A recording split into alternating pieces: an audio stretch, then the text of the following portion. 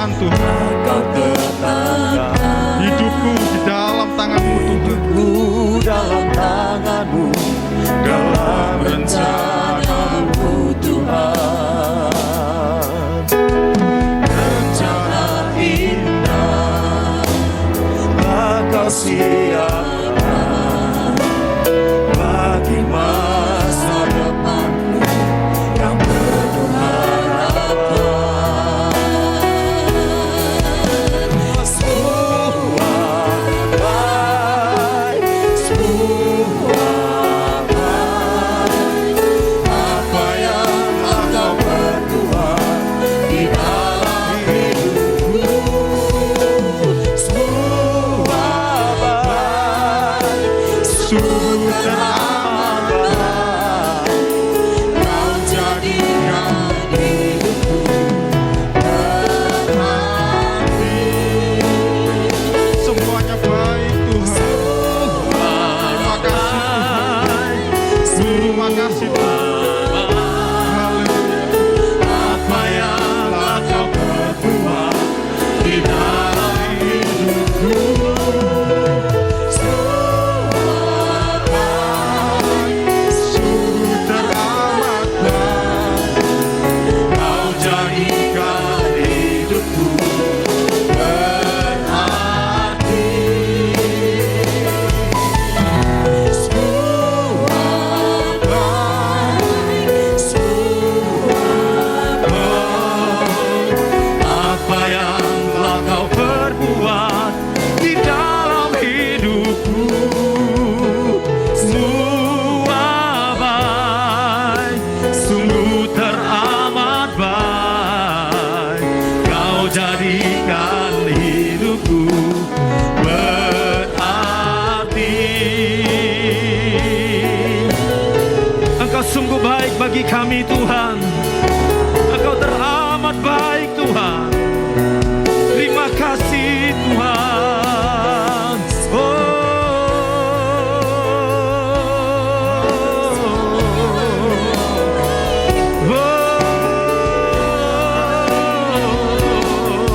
Kau sungguh baik.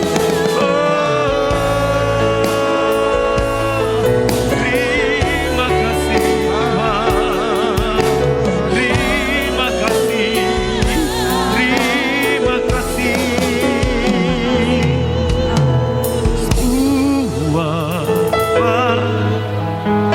Semua baik. Apa yang telah Kau perbuat di dalam hidupku, semua baik, sungguh teramat baik. Kau jadikan hidupku berarti.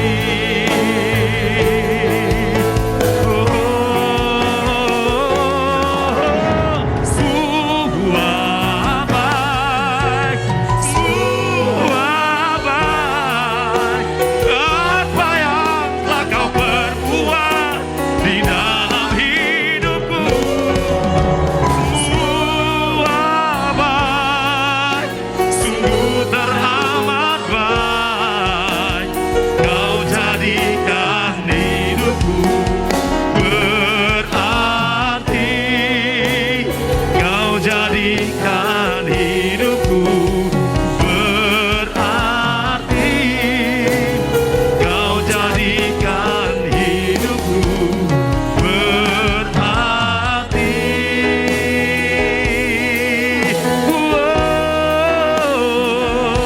Kau jadikan hidup kami berarti Tuhan.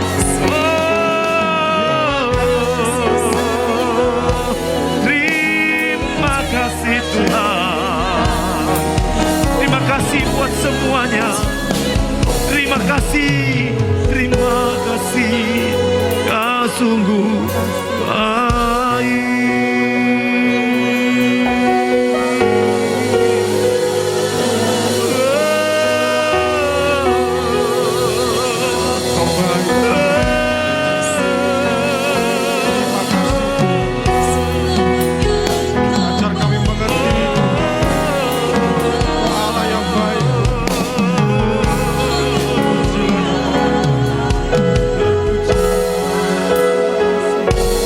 Terima kasih Tuhan. Kami bersyukur buat kebaikan Tuhan, buat lawatan-Mu di dalam hidup kami. Terima kasih Tuhan. Saat ini firman-Mu akan ditaburkan. Kau mau pakai hamba untuk hormat kemuliaan nama Tuhan. Dan setiap kami yang mendengarkannya diberkati oleh Tuhan. Dalam nama Tuhan Yesus Kristus. Haleluya. Amin. Saya mengajak kita untuk membaca firman Tuhan. Ya, saya mengundang sama-sama kita bangkit berdiri. Sama-sama kita bangkit berdiri, kita membaca firman Tuhan di dalam Yosua pasal 24. Yosua pasal 24 ayat 14 dan ayat yang ke-15. Yosua pasal 24 ayat 14 dan ayat yang ke-15. Sama-sama kita membaca firman Tuhan. 2, 3. Oleh sebab itu, takutlah akan Tuhan dan beribadahlah kepadanya dengan tulus, ikhlas dan setia. Jauhkanlah Allah yang kepadanya nenek moyangmu telah beribadat di seberang sungai Efrat dan di Mesir, dan beribadahlah kepada Tuhan. Tetapi jika kamu anggap tidak baik untuk beribadah kepada Tuhan, pilihlah pada hari ini kepada siapa kamu akan beribadah. Allah yang kepadanya nenek moyangmu beribadah di seberang sungai Efrat, atau Allah orang Amori yang negerinya kamu diami ini. Tetapi aku dan seisi rumahku, kami akan beribadah kepada Tuhan. Amin. Silahkan duduk. Firman Tuhan, hari ini saya beri tema mesbah keluarga. Membangun mesbah keluarga. Ya, membangun mesbah keluarga. Bapak Ibu yang dikasihi Tuhan, dalam pembacaan kita tadi, di sini firman Tuhan lewat Yosua berkata kepada bangsa Israel, pilihlah kepada siapa engkau mau beribadah. Dan Yosua katakan, tetapi aku dan seisi rumahku, sekali lagi, aku dan seisi rumahku, kami akan beribadah kepada Tuhan. Di dalam ayat 14 dan ayat 15 ini, Yosua menawarkan pilihan kepada bangsa Israel. Kalian mau pilih beribadah kepada siapa? Mau ibadah kepada Allah yang nenek moyangmu disembah, Allah Abraham, Ishak dan Yakub, atau Allah asing dari orang Amori dan yang lain sebagainya. Firman Tuhan katakan mereka memilih. Kalau mereka anggap baik ya untuk beribadah kepada Tuhan Allah Israel, Allah Abraham, Ishak dan Yakub, silahkan. Tapi kalau itu dianggap tidak baik, kalian mau pilih beribadah kepada Allah asing, silahkan.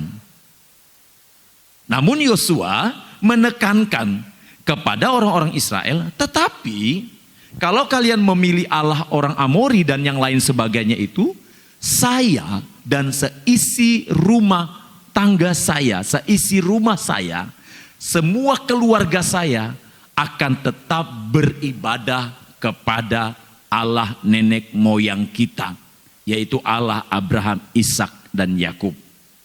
Nah, saudara yang kekasih di dalam Tuhan Yesus Kristus, di sini Yosua mau menunjukkan kepada saya dan saudara bahwa betapa pentingnya beribadah kepada Tuhan. Dan firman Tuhan katakan dalam ayat 14, kalau beribadah kepada Tuhan, hendaklah ada rasa takut kepada Tuhan. Dan pada saat beribadah, biarlah ibadah itu dikatakan ibadah yang tulus, ikhlas, dan ibadah yang setia kepada Tuhan. Ibadah yang tulus, ikhlas, dan juga setia, artinya ibadah yang dilakukan secara konsisten hanya kepada Tuhan. Nah, dalam firman Tuhan ini, tadi saya katakan kepada saudara dalam judul firman Tuhan, membangun mezbah keluarga. Yosua menunjukkan bahwa mezbah keluarga begitu berarti di hadapan Tuhan. Menjadi pertanyaan buat saya dan saudara, ya, buat kita semua, apa sih itu mezbah keluarga? Mezbah keluarga itu kurang lebih seperti ini pengertiannya saudara, yaitu sebuah keluarga yang memiliki komitmen. Sekali lagi, sebuah keluarga yang memiliki komitmen untuk menyediakan waktu terbaik setiap hari datang menyembah kepada Tuhan. Sekali lagi, setiap keluarga secara konsisten menyediakan waktu terbaik untuk datang menyembah Tuhan. Itu yang dikatakan mezbah keluarga. Dan di dalam mezbah keluarga itu saudara ada yang namanya pujian penyembahan. Dalam mezbah keluarga itu ada yang namanya doa atau saling mendoakan satu dengan yang lainnya. Dalam mezbah keluarga itu juga ada pemberitaan atau pembacaan firman Tuhan. Inilah yang dinamakan mezbah keluarga. Apakah dalam mezbah keluarga itu hanya sekedar kita lakukan saja tanpa ada tujuan?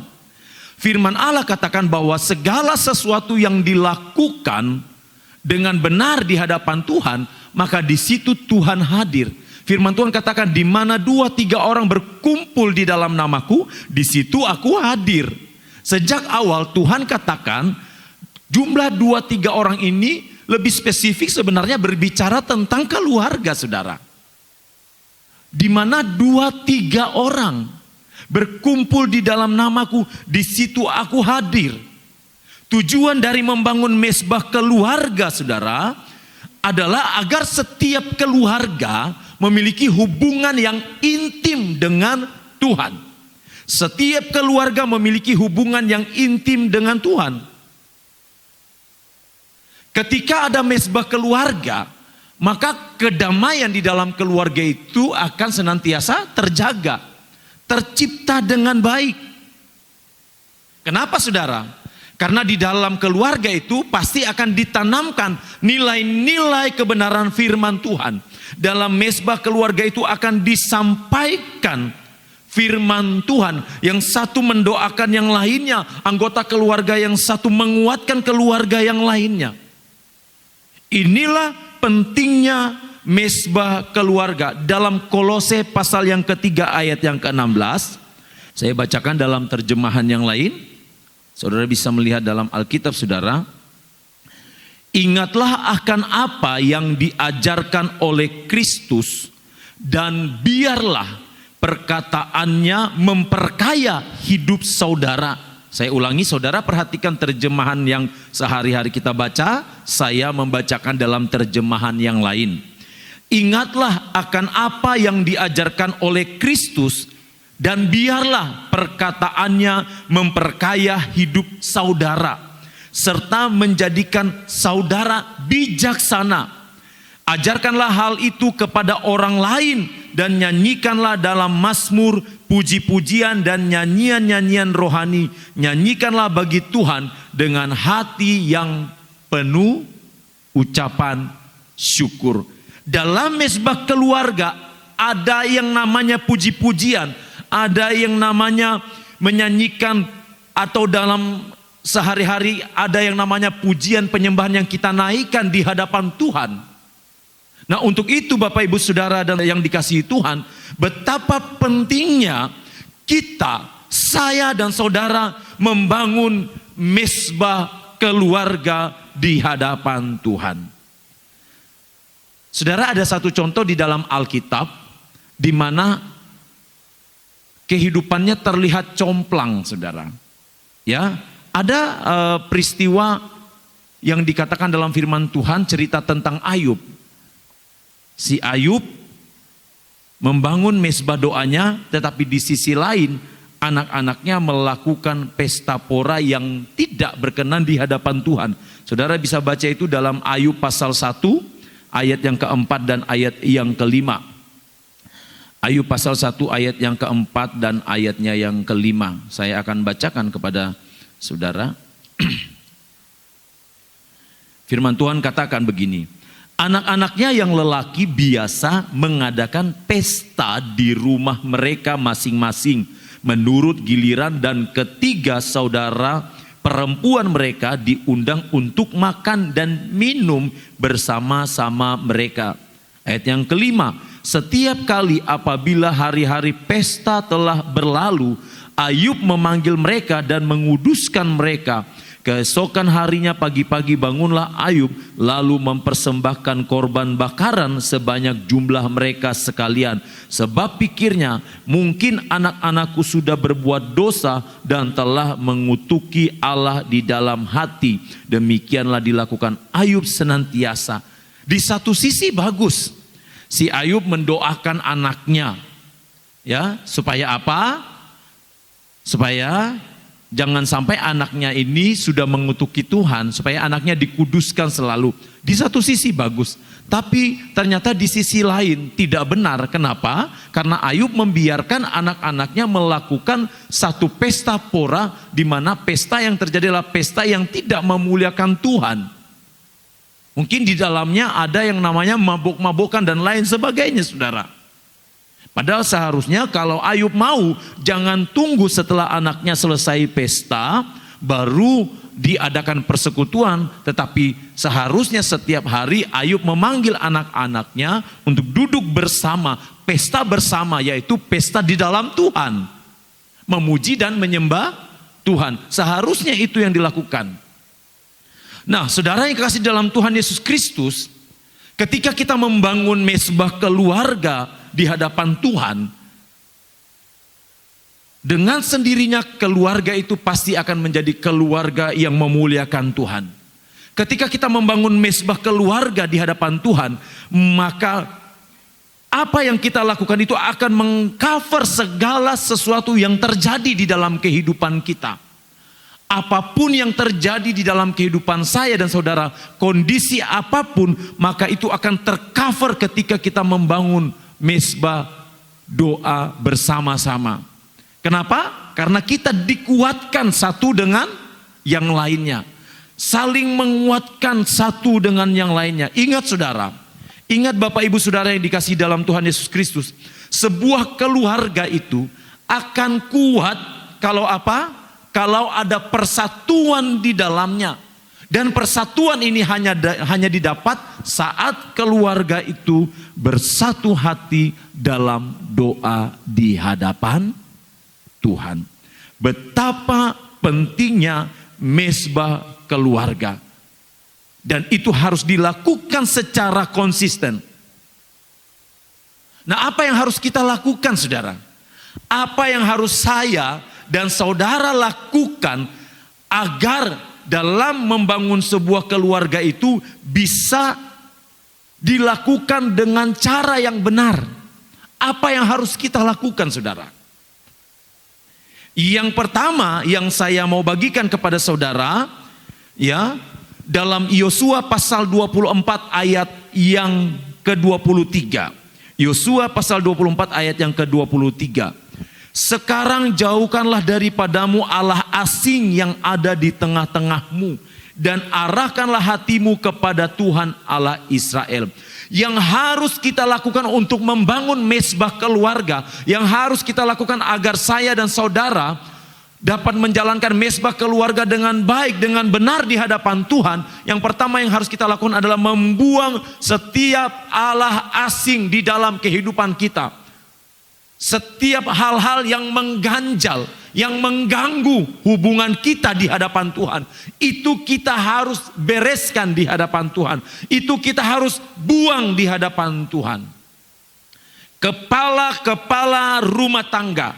Saudara ingat cerita Adam dan Hawa ketika mereka jatuh di dalam dosa, saat Adam ditawarkan buah pengetahuan yang baik dan yang jahat oleh Hawa, dan pada saat itu mereka jatuh di dalam dosa. Dan Tuhan datang, yang pertama dicari bukan Hawa, tetapi yang pertama dicari adalah kepala rumah tangga. Artinya apa, saudara? Artinya kepala rumah tangga ini bertanggung jawab penuh atas keluarganya. Bukan berarti istri tidak bertanggung jawab, bukan berarti anak tidak bertanggung jawab, bukan berarti yang lainnya tidak bertanggung jawab. Tetapi ingat saudara, bahwa tanggung jawab sepenuhnya yang diberikan kepada Tuhan ada di pundak kepala keluarga. Kalau saudara baca dalam firman Tuhan, kepala keluarga yang sesungguhnya adalah Kristus, dan di dalamnya ada suami, istri, dan anak-anak dalam satu kesatuan. Untuk itu firman Tuhan mengingatkan kepada saya dan saudara, buanglah segala Allah asing, segala sesuatu yang tidak benar, segala sesuatu yang menghalangi untuk dapat bersekutu dengan Tuhan. Saudara, Allah asing itu ya bukan sebatas seperti yang terjadi zaman yang lampau, seperti yang pernah saya jelaskan, yaitu penyembahan kepada patung, penyembahan kepada pohon-pohon. Bukan, saudara. Allah asing itu banyak, saudara. Ya, dalam akhir zaman ini Allah asing bisa berupa dalam hal apa saja. Sekali lagi, Allah asing bisa berupa dalam hal apa saja. Ketika kita menduakan Tuhan, hati yang mendua itu bukankah Allah asing di hadapan Tuhan?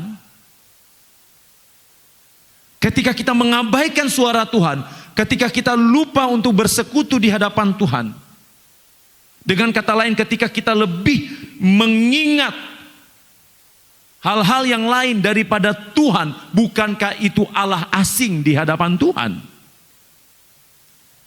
Saudara yang kekasih di dalam Tuhan Yesus Kristus, ketika engkau mau membangun mezbah keluarga di hadapan Tuhan,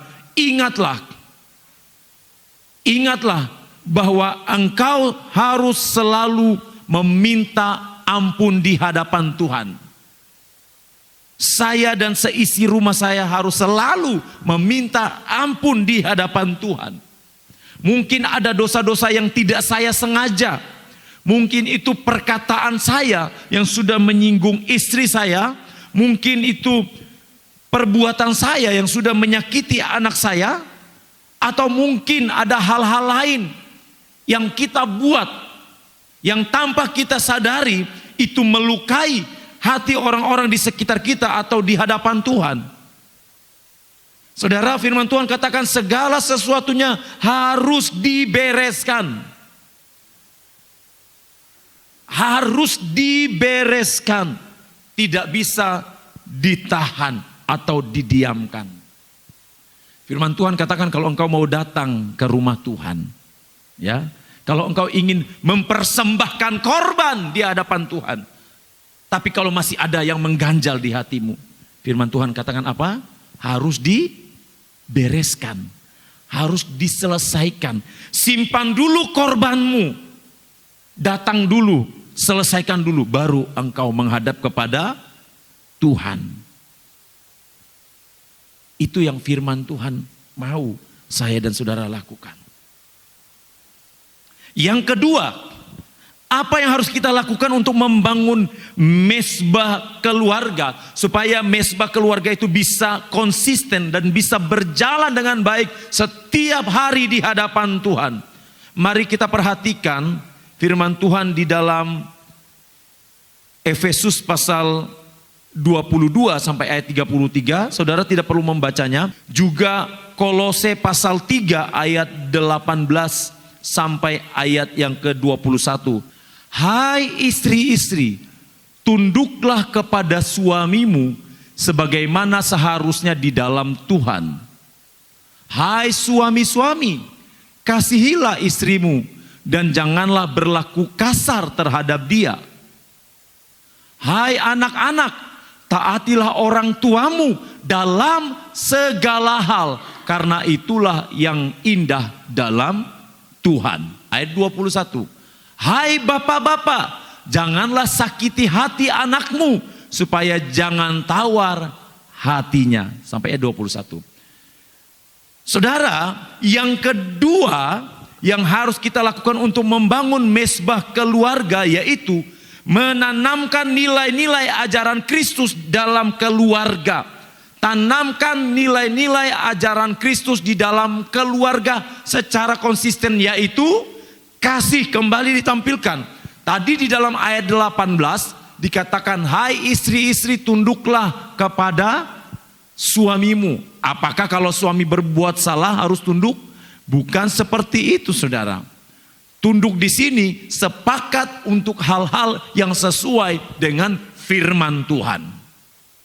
Kalau tidak sesuai bagaimana? Apakah kita ngamuk? Tidak, saudara. Kita beritahu secara baik-baik dan kita doakan. Ayat yang ke-19. Hai suami-suami, kasihilah istrimu dan janganlah berlaku kasar terhadap dia. Ini penting sekali, saudara, firman Tuhan ini. Sebagai kepala rumah tangga ini adalah proses buat saya dan proses buat saudara. Bagaimana kita memperlakukan pasangan hidup kita sesuai dengan apa yang firman Tuhan katakan.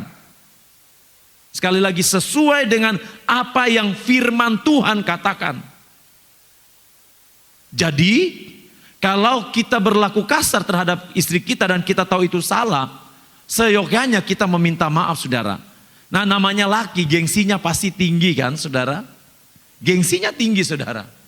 Tetapi mau atau tidak mau, saudara, suka atau tidak suka, firman Tuhan ini harus kita lakukan. Ayat yang ke-20. Hai anak-anak, taatilah orang tuamu dalam segala hal. Firman Tuhan tidak mengatakan hormati orang tua hanya dalam hal-hal tertentu. Tidak, saudara. Mau orang tua sejahat apapun, firman Tuhan katakan kita mentaati orang tua. Bukan berarti kita mengiyakan kesalahan orang tua. Tapi kita tahu orang tua adalah wakil Tuhan. Kalau ada yang salah, kita katakan secara baik-baik. Nah, ini firman Tuhan mengingatkan. Dalam segala hal, firman Tuhan katakan, hai anak-anak taatilah orang tuamu. Dalam segala hal, firman Tuhan tidak katakan, hai anak-anak taatilah orang tuamu kalau orang tuamu baik. Kalau orang tuamu sangat sayang kepadamu. Tidak, saudara. Tetapi firman Tuhan tekankan di dalam segala hal. Siapapun itu, orang tua bisa banyak, saudara. Orang tua bisa orang tua kandung kita. Orang tua bisa mertua kita. Orang tua itu bisa statusnya sebagai guru di sekolah. Dan lain sebagainya. Firman Tuhan mau mengajarkan bagaimana kita saling mengasihi satu dengan yang lainnya. Hidup di dalam Tuhan berarti saling menerima kekurangan masing-masing. Amin, saudara. Ini gak mudah kan, saudara? Begitu mudah kalau kita menerima kelebihan orang lain. Sangat mudah kita menerima kelebihan orang lain. Tidak perlu disuruh, kita pasti bisa menerimanya. Karena itu adalah kelebihan. Tetapi apakah ketika kita diperhadapkan dengan kekurangan dari orang lain, apakah kita mampu menerimanya? Ketika kita diperhadapkan dengan kekurangan pasangan kita, apakah kita bisa menerima kekurangan-kekurangan itu? Saudara, hidup di dalam kasih itu harus saling menerima kekurangan satu dengan yang lainnya. Hidup di dalam kasih harus saling terbuka satu dengan yang lainnya. Dan hidup di dalam kasih harus menghargai waktu-waktu beribadah, waktu-waktu bersekutu dengan Tuhan.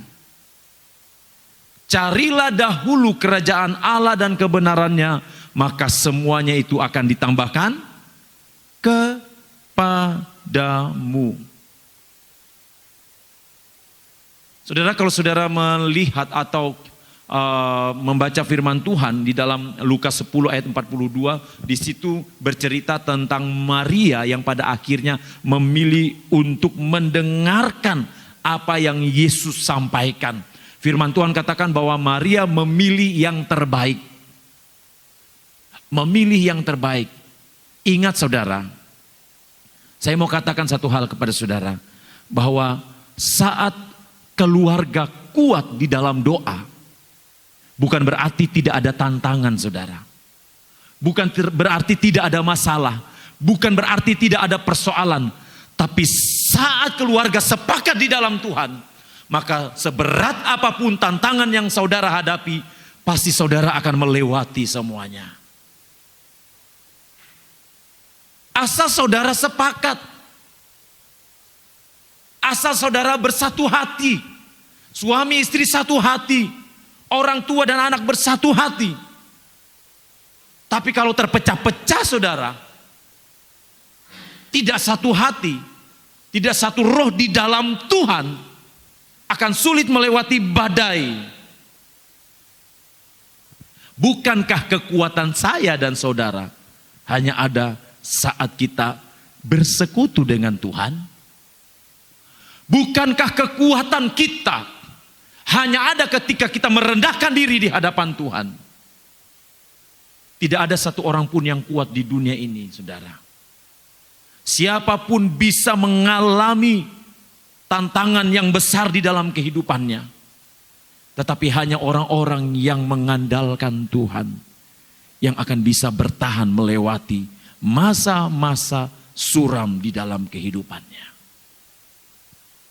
Bapak Ibu Saudara yang kasih di dalam Tuhan Yesus Kristus, kalau kita membangun mezbah doa di hadapan Tuhan, kalau keluarga kita ada mezbah doa di hadapan Tuhan, maka kita percaya hadirat Tuhan itu akan memenuhi keluarga kita.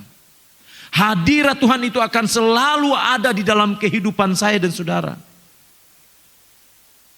Kalau kita membangun mezbah doa kita, mezbah keluarga di hadapan Tuhan, maka keluarga akan selalu berjalan dalam pimpinan Roh Kudus.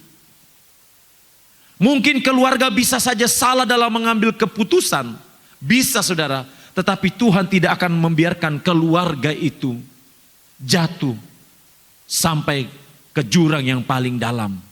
Sebab apa? Sebab Tuhan akan mengangkat keluarga itu. Berapa banyak keluarga-keluarga yang mengalami kejatuhan, tetapi Tuhan menolong karena mereka bersama dengan Tuhan.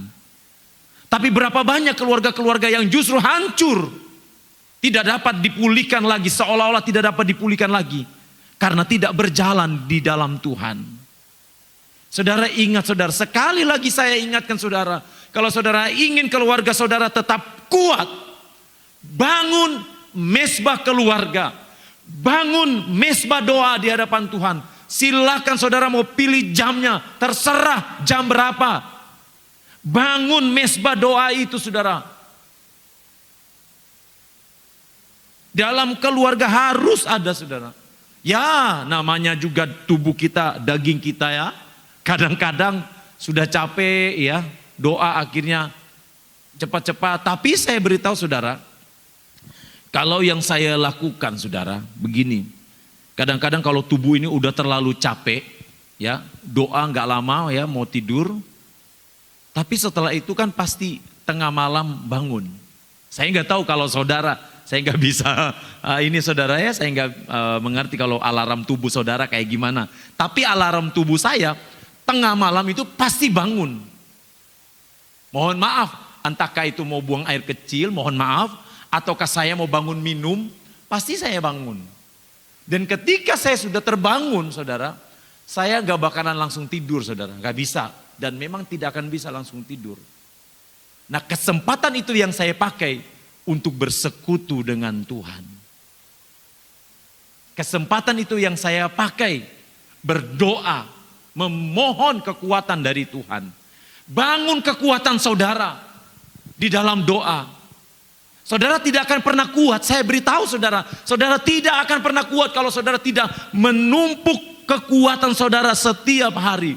Saudara, ingat saudara, saat saudara menumpuk kekuatan, saat saudara membangun mezbah doa, saat saudara membangun mezbah bersama keluarga besar saudara, keluarga saudara, suami, istri, dan anak, dan lain sebagainya. Saat saudara membangun itu, percayalah saudara sedang menyimpan peluru-peluru yang siap dilepaskan ketika saudara menghadapi musuh-musuh yang siap menyerang keluarga saudara. pasti satu saat peluru itu akan dipakai. Pasti saudara, cepat atau lambat peluru-peluru yang sudah dikumpulkan itu akan saudara pakai. Entahkah saudara mengalami masalah dalam hal keuangan, entahkah saudara mengalami masalah dalam hal yang lainnya, dalam pekerjaan, pasti peluru-peluru itu akan terpakai saudara. Entahkah saudara mengalami tudingan, fitnahan, caci maki, dan lain sebagainya. Percayalah, kalau saudara membangun mezbah doa, entah itu secara pribadi, terlebih bersama dengan keluarga saudara, percayalah, saudara bisa melewati semuanya. Amin, saudara. Ketika saya dan saudara membangun mezbah keluarga, ada hal lain yang Tuhan berikan kepada saya dan saudara. Apa itu saudara? Berkat Tuhan dicurahkan di dalam kehidupan saya dan saudara. Berbicara tentang berkat ini banyak saudara. Tidak hanya serta-merta berbicara tentang uang, berbicara tentang harta kekayaan, berbicara tentang sesuatu yang sifatnya materi, tidak saudara. Tetapi berkat Tuhan yang dicurahkan ini ada begitu banyak hal saudara. Pikiran yang segar, pikiran yang baik, hati yang tenang, kekuatan, kesehatan dan lain sebagainya. Ya, suasana damai sejahtera itu adalah berkat Tuhan yang Tuhan berikan, yang tidak dapat dibayar dengan hal apapun juga. Saudara, saat hadirat Tuhan ada, maka seisi keluarga pasti mendapat perlindungan dari Tuhan. Mari kita perhatikan saudara, dalam 2 Samuel pasal 6 ayat 11. Kita belajar bersama tentang hal ini. Dalam 2 Samuel pasal 6 ayat 11 sampai ayat yang ke-12. Firman Tuhan katakan, 3 bulan lamanya tabut Tuhan itu tinggal di rumah Obed-Edom. Tabut Tuhan ini berbicara tentang hadirat Tuhan.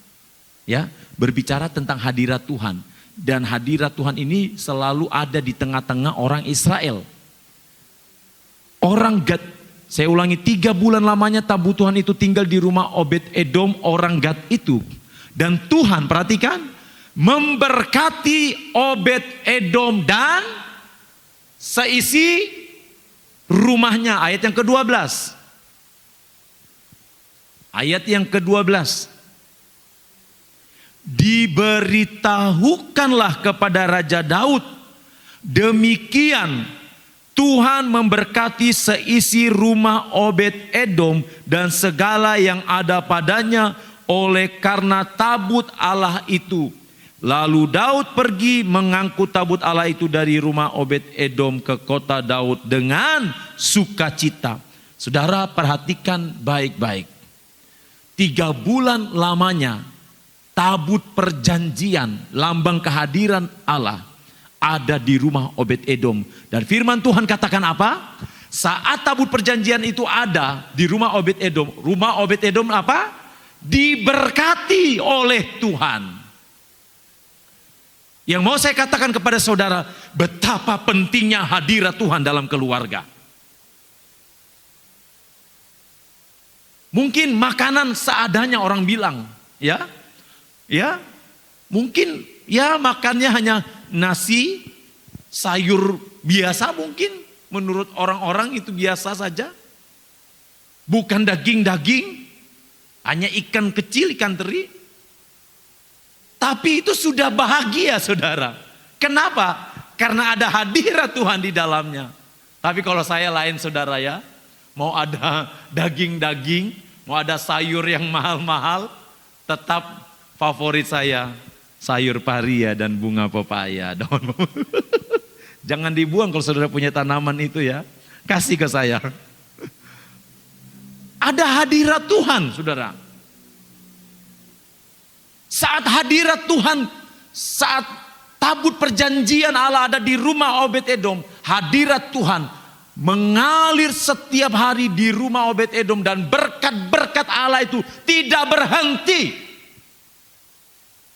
Kalau saudara ingin rumah tangga saudara Kalau saudara ingin rumah tangga saudara, usaha saudara, pekerjaan saudara diberkati oleh Tuhan, bukan hanya sekedar persoalan materi. Kalau saudara semuanya ingin diberkati oleh Tuhan, biarlah hadirat Tuhan ada di dalam kehidupan keluarga saudara. Biarlah tabut perjanjian Allah itu ada di dalam kehidupan saudara. Tabut perjanjian Allah itu ada di dalam kehidupan keluarga saudara. Saudara perhatikan, ketika Daud datang mengangkut tabut perjanjian, Daud begitu bersuka cita karena Daud tahu betapa berartinya tabut perjanjian itu. Daud sadar betapa berartinya hadirat Tuhan. Lebih baik satu hari di pelataranmu. Lebih baik satu hari di pelataran Tuhan daripada 1000 hari di tempat lain. Satu hari sebuah keluarga membangun mezbah doa di hadapan Tuhan akan jauh lebih baik daripada 1000 hari keluarga itu berada di tempat lain. Tidak bisa dibandingkan, tidak bisa disandingkan. Ya saudara, sekali lagi saya mengajak kita, jangan pernah menganggap remeh mezbah keluarga. Jangan tunggu besok lusa. Mulai hari ini bangun mezbah keluarga saudara dengan Tuhan. Hanya keluarga yang memiliki mezbah keluarga, hanya keluarga yang memiliki persekutuan yang indah dengan Tuhan yang akan bertahan sampai pada akhir atau sampai pada kesudahan zaman. Hanya keluarga-keluarga yang hidup bersekutu dengan Tuhan. Amin saudara. Mari saudara, saya mengajak kita sekali lagi. Sekali lagi saya mengajak saudara, kita bangun mezbah doa keluarga kita di hadapan Tuhan. Kalau suami lupa, tugas istri ingatkan. Ya, kalau suaminya lupa, mungkin suami kecapean, ayo ajak. Gak apa-apa. 5 menit, yang penting suami istri sama anak ya bergandengan tangan ya, sama orang tua dan lain sebagainya bergandengan tangan. Ayo, jangan sampai nggak ada saudara. Sekali lagi, saya mau seluruh jemaat keluarga Sola Gracia yang ada di tempat ini punya mezbah doa di hadapan Tuhan. Kalau kita punya mezbah doa di hadapan Tuhan, kalau keluarga-keluarga kita yang ada di tempat ini punya mezbah doa bersama-sama, saya yakin api Roh Kudus itu akan senantiasa memberikan kekuatan kepada saya dan saudara. Amin. Puji Tuhan, Tuhan memberkati.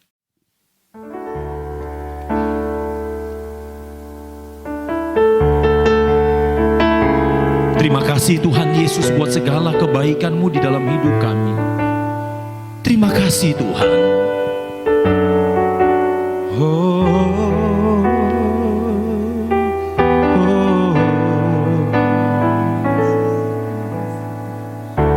Perhatikanlah bunga bakung di ladang, Tuhan hiasi tanpa bekerja. Apalagi kita orang percaya, Tuhan pelihara, Tuhan cukupkan. Perhatikan burung-burung di udara, Tuhan beri makan tanpa bekerja. Apalagi kita kesayangannya,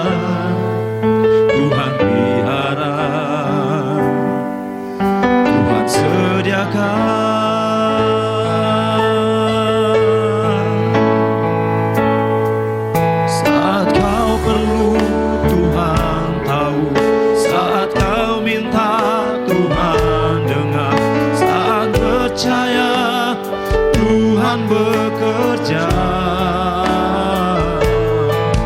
saat menangis Tuhan tahu, saat berdoa Tuhan dengar, saat bersyukur Tuhan berkati.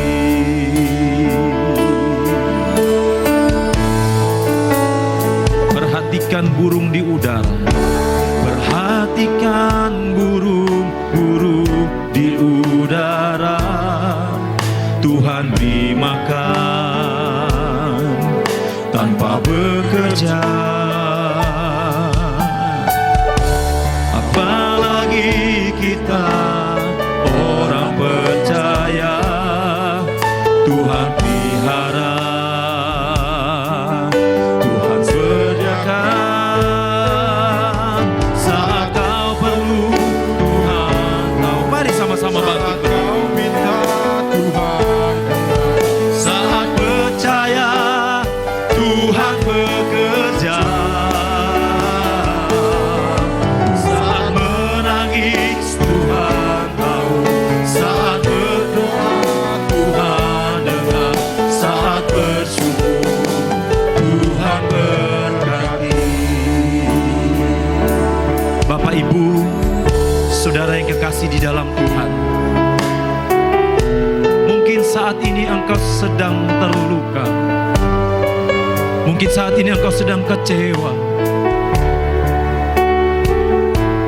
Tetapi satu hal yang kita percaya, ketika kita datang kepada Dia, membangun hubungan yang khusus dengan Tuhan, membangun hubungan yang intim dengan Tuhan, maka Tuhan akan memberikan kekuatan kepada kita. Tuhan tahu apa yang engkau alami di dalam keluarga. Tuhan tahu setiap tetesan air matamu di dalam keluarga. Tuhan mengerti beban hidupmu. Tetapi Tuhan juga mau ada mezbah doa di dalam setiap keluarga.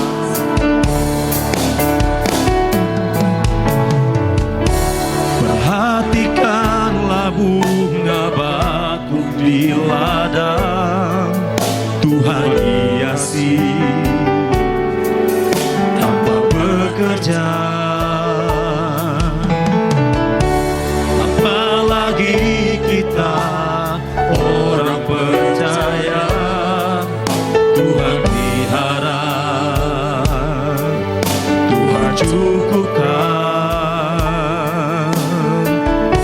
Perhatikan burung-burung di udara, Tuhan beri makan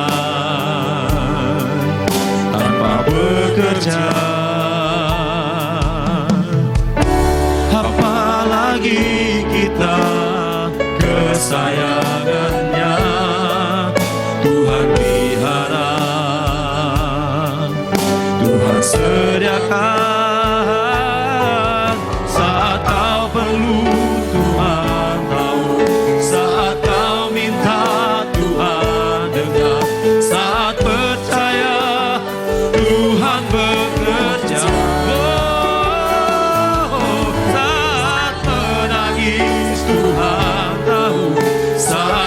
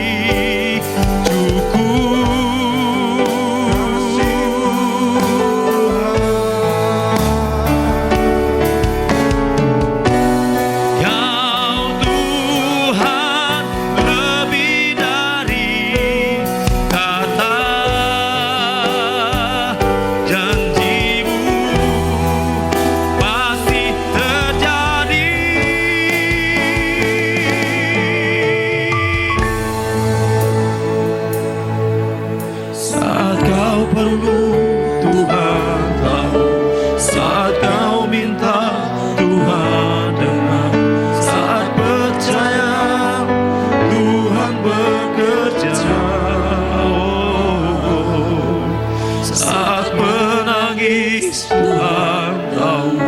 Saat berdoa, Tuhan dengar. Saat bersyukur, Tuhan berkati.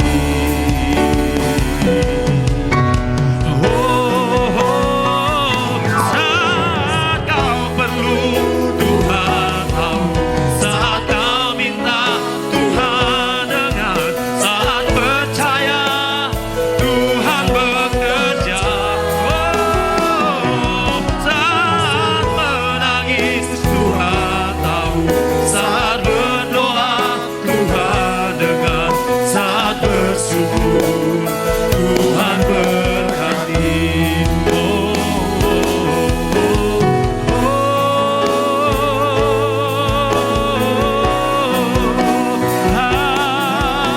Haleluya, kami sembah. Haleluya, haleluya, haleluya. Kami menyembah, kami sembah, kami sembah, kami sembah. Kami menyembah, Haleluya, kami tinggikan. haleluya, haleluya, haleluya, haleluya. Ya Allah, sangkara manakawal, gimana ya Allah, sangkara manakawal. Haleluya.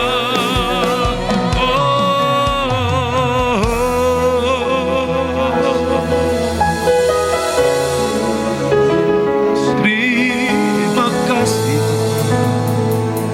terima kasih. Oh, terima kasih Tuhan. Haleluya, haleluya.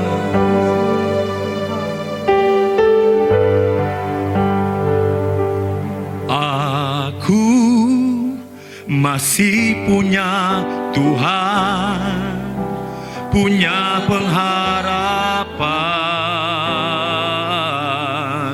Aku tetap beriman, Tuhanku, Yesus kekuatanku, Yesus kekuatanku. Aku masih punya Tuhan. Aku masih punya Tuhan, punya pengharapan. Aku tetap beriman, Tuhanku, Yesus kekuatanku, Yesus kekuatanku. Aku masih punya Tuhan.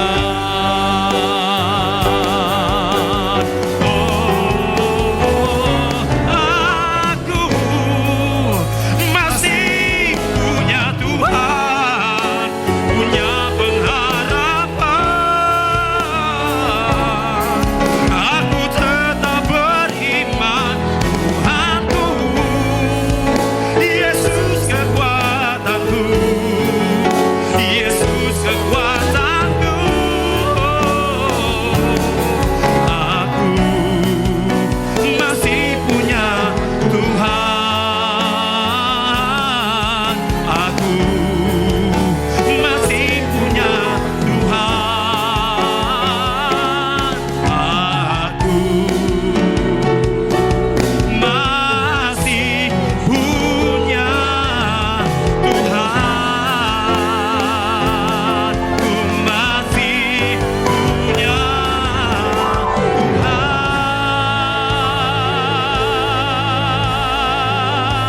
Haleluya, haleluya, haleluya, haleluya. Terima kasih Tuhan, Engkau baik bagi kami Tuhan. Biarlah roh-Mu terus mengalir di dalam kehidupan kami. Biarlah setiap keluarga-keluarga memiliki mezbah doa, diberkati Tuhan untuk menjadi berkat. Kami percaya Engkau akan memampukan kami melewati segala hal, melewati segala tantangan. Terima kasih Tuhan. Terima kasih Bapa di sorga untuk semuanya. Berkati umat-umat Tuhan yang sudah hadir saat ini. Berkati setiap tangan-tangan yang sudah memberi, yang sudah mempersembahkan korban di hadapan Tuhan. Apapun itu Tuhan, Tuhan balas berkati. Terima kasih Tuhan. Terima kasih untuk semuanya. Yang sakit Engkau sembuhkan, yang lemah Engkau kuatkan, yang susah Engkau hiburkan. Biarlah roh-Mu mengalir di tengah-tengah kehidupan umat Tuhan. Berkati setiap rumah tangga, berkati dalam pekerjaan, dalam keluarga. Engkau memberkati ya Tuhan. Terima kasih Tuhan.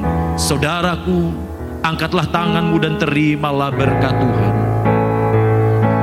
Tuhan melindungi engkau.